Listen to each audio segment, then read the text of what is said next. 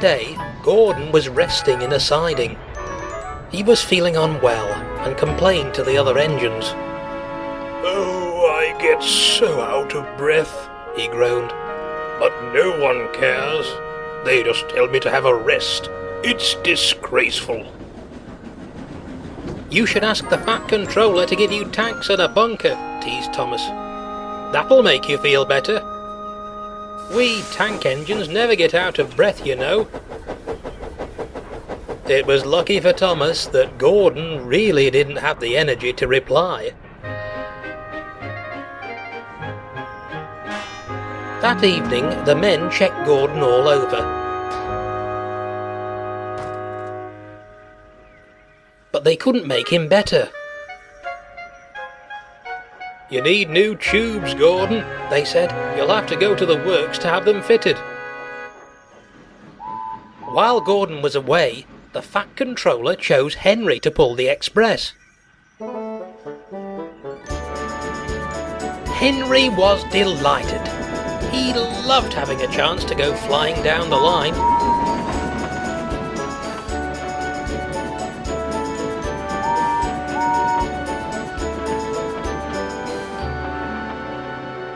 However, his high spirits dissipated, as the day before Gordon was due back, he became ill too.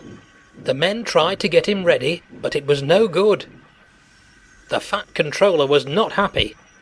"There's nothing we can do, sir," said the inspector. "The only spare engine we have is Thomas, but he can't pull the train alone." The Fat Controller pondered. Could you manage if Jock helped?" he asked. The inspector shook his head. "The two of them with Percy might be able to manage, but it'll be hard work."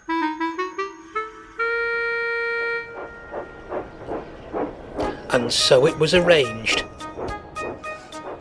The three tank engines were coupled together.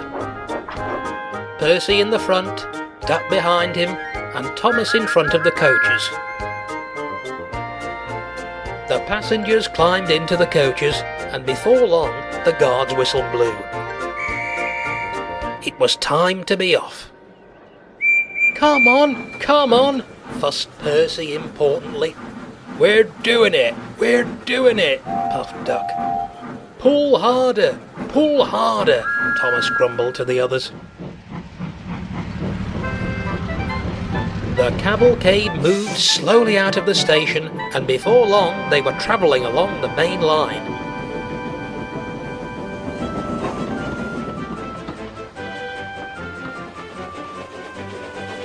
The engines couldn't move as fast as Gordon or Henry, but the passengers didn't mind. They knew that Thomas, Duck and Percy were doing their best. Now, expresses are not like branch line trains. They don't stop at every station along the line. This meant that the three tank engines never got a chance to stop and catch their breath. Soon, the engines began to feel tired, but there, just ahead of them, stood Gordon's Hill.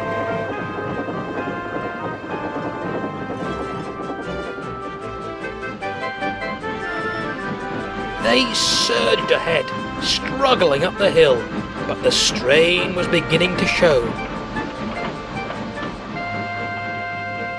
At last, they crossed over the top and began coasting down the other side.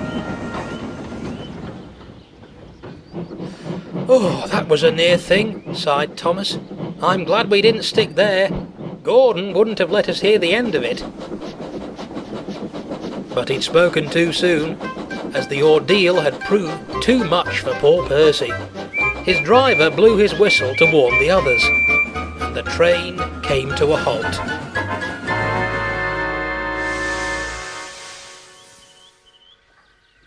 "We can't take you off here, Percy," said his driver. "Do your best to keep your brakes off. It's not much further to the workstation." This made the journey much harder for the other two engines, but they struggled on.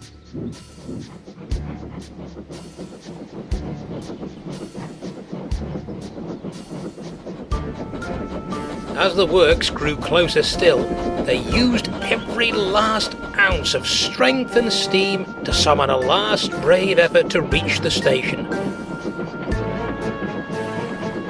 Nearly there, panted Duck. We can make it, wheezed Thomas. Poor Percy had no steam left to say anything. At last, the workstation pulled into view. They were on the final approach when Duck found that he simply could go no further. Thomas couldn't pull the heavy coaches and push Duck and Percy all on his own, so the cavalcade came to a stop, with the workstation right in front of them. There, watching nearby, was Gordon, staring in disbelief at what he'd just seen. The Fat Controller had been on the train, and he came to tell the engines how happy he was with them. "You all did very well to get this far," he said, "and I'm very proud of you. You shall have a long rest, and when you come back to the yards, I shall have the men give you new coats of paint." Duck, Percy and Thomas were uncoupled from the train and moved off to a siding, while a diesel was called in to take the express. As the tank engines moved away wearily, Gordon looked at Thomas and winked. He didn't need to say anything. Thomas knew exactly what he meant.